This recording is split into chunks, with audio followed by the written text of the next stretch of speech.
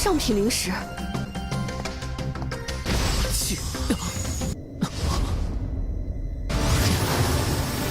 羁绊之人就无法治，如何保护身边之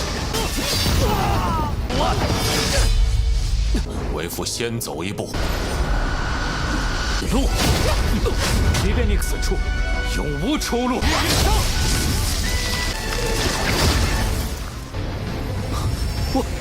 我的武魂进化了。 Halo guys, balik lagi bersama Mimin from Zero.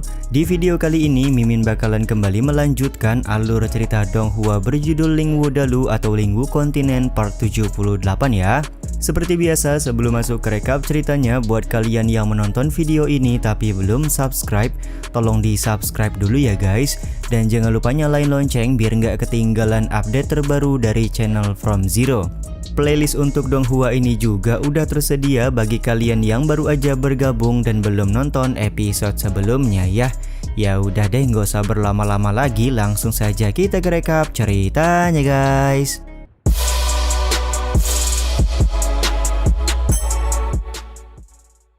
Cerita episode kali ini dimulai dengan Chen Tian dan rekan-rekannya yang memasuki tempat rahasia dari Sekte Ling Tian. Diketahui belum pernah ada yang masuk ke dalam tempat rahasia ini selama ribuan tahun, jadi dipastikan orang-orang di dalam sekte termasuk ketua Sekte Ling Tian sebelumnya tidak mengetahui apa isi dari tempat rahasia ini. Chen Tian dan Lan Xin pun langsung mengeluarkan kristal jiwa yang mereka dapatkan untuk membuka pintu tempat rahasia.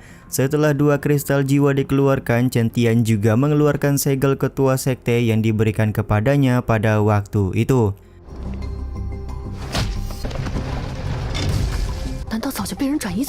Ketika pintu gerbang sudah terbuka, orang-orang merasa heran karena tidak ada apapun di dalam tempat rahasia selain patung naga.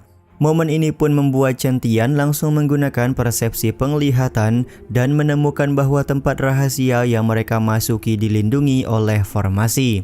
Setelah Chen Tian menghidupkan mata formasi, pada akhirnya semua orang bisa melihat bahwa tempat rahasia Sekte Ling Tian dipenuhi dengan harta yang berlimpah. Dari mulai batu spiritual kelas atas hingga gulungan teknik level surgawi.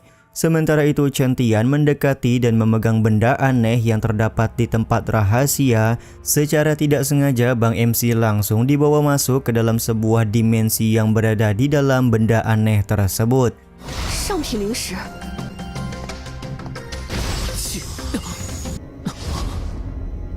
Ketika Chen Tian terbangun, dia sudah berada di dalam ruangan warisan. Seorang kaisar berambut putih yang bernama Kaisar Ling Tian muncul untuk menemui Bang MC kita.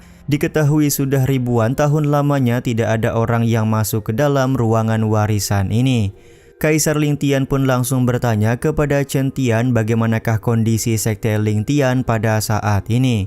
Chen Tian memberikan penjelasan kalau Sekte Ling Tian pada saat ini sedang berada dalam keadaan kacau. Selain itu mereka juga sering mendapatkan provokasi dari sekte-sekte lain. Kaisar Ling Tian pun hanya tertawa karena dia tidak pernah menyangka sekte nomor 1 di masa lalu juga tidak bisa terhindar dari nasib buruk seperti ini. 小子，多遭其他宗门势力挑衅，也逃不过衰落的命运。 Kaisar Ling Tian kemudian bertanya apakah Chen Tian masuk ke dalam ruangan warisan karena dia ingin mendapatkan kekuatan atau bukan.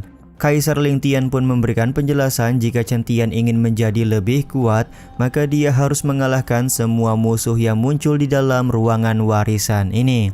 Setelah Chen Tian membunuh beberapa musuh, dia pun langsung merasakan bahwa kekuatan spiritualnya semakin menguat. Dengan kata lain, semakin banyak Chen Tian membunuh musuh, maka kekuatannya akan semakin meningkat.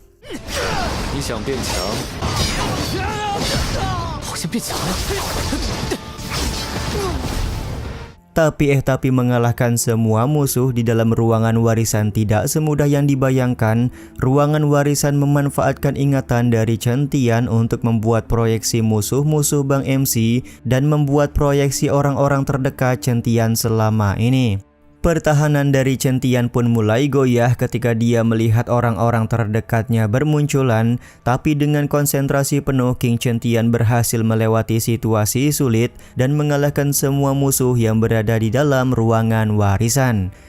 宝物欺人无益，本少主就杀光所有陈家人。羁绊之人就无法抵，如何保护身边之人？为父先走一步。路，即便你此处永无出路。 Setelah Chen Tian menyelesaikan ujian, Tuan Jian kemudian muncul dan berbicara kepada Kaisar Ling Tian. Ternyata mereka berdua saling mengenal satu sama lain. Tuan Jian merupakan Kaisar Pedang Iblis, sementara Kaisar Ling Tian merupakan orang nomor 1 di wilayah kuno pada masanya. Kaisar Ling Tian tidak ragu memberikan pujian kepada Bang MC yang sudah dipilih oleh Tuan Jian sebagai murid. Dia juga percaya bahwa Chen Tian akan memiliki masa depan yang cerah nantinya. Chen Tian pun langsung tersipu malu ketika mendapatkan pujian dari Kaisar Ling Tian. 这小子实在不凡，可称举世无双的强者，乃是灵气。 Kaisar Ling Tian kemudian memberikan 2 harta kepada Chen Tian, yang mana salah satunya merupakan senjata spiritual yang bisa membuat penggunanya melakukan teleportasi sejauh 100 mil. Selain senjata spiritual, Chen Tian juga mendapatkan buku panduan formasi dari Kaisar Ling Tian. Kaisar Ling Tian juga meminta Chen Tian untuk tidak terburu-buru dalam berlatih agar mendapatkan hasil yang lebih maksimal. Chen Tian pun langsung berterima kasih atas pemberian harta dan wejangan dari Kaisar Ling Tian.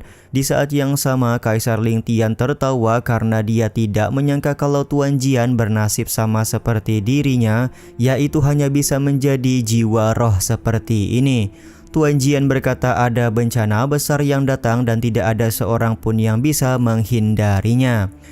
修炼一世，晚辈定不辜负前辈的传承。你也变成这般模样，缘分。事情一了。 Karena urusannya sudah selesai, maka Kaisar Ling Tian mempersilahkan Chen Tian untuk segera pergi dari dalam ruangan warisan. Dia juga ingin beristirahat lebih awal di dalam ruangan warisan ini. Chen Tian kemudian bertanya apakah Kaisar Ling Tian tidak ingin keluar bersama dengan mereka. Sudahlah, aku sudah terbiasa di tempat ini. Lagi pula aku yang sekarang hanyalah sisa-sisa kekuatan jiwa saja. Jadi tidak ada yang bisa dilakukan jika keluar dari ruangan warisan. Tuan Jian kemudian ngecengin Kaisar Ling Tian dengan berkata kalau Chen Tian bisa membuatkan sebuah pil yang bisa membuat tubuh fisik mereka kembali utuh.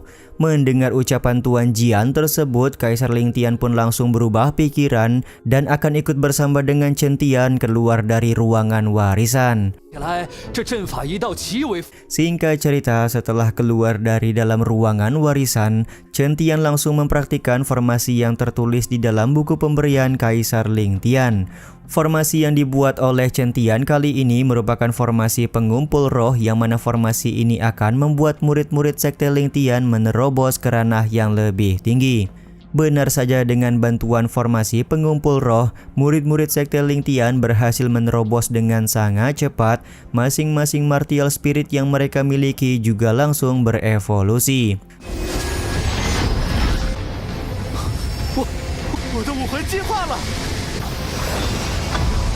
Setelah menggunakan formasi pengumpul roh, Chen Tian langsung menggunakan formasi pertahanan Fang Tian untuk melindungi sekte.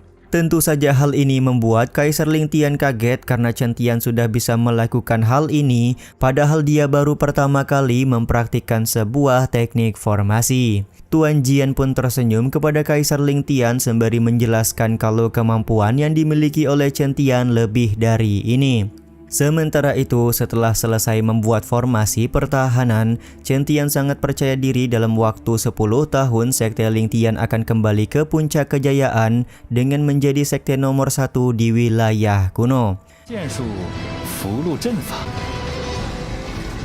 Beberapa saat kemudian, Chen Tian mendapatkan sebuah jimat pesan. Ternyata jimat pesan tersebut memberitahukan kalau pada saat ini sedang terjadi masalah di dalam klan langit. 天宗门出事了。 Scene ini juga sekaligus menutup episode kali ini ya guys. Ya udah deh, sampai di sini dulu aja video kali ini. Mohon maaf jika masih banyak kekurangan dan kesalahan dalam penyampaian kata-kata ya. Terima kasih untuk kalian yang udah pada nonton dan jangan lupa subscribe serta nyalain loncengnya ya guys. Mimin selaku penulis narasi, tukang voice over dan tukang edit video pamit undur diri. Salam hangat, see you in the next video. Bye bye guys, see you next week.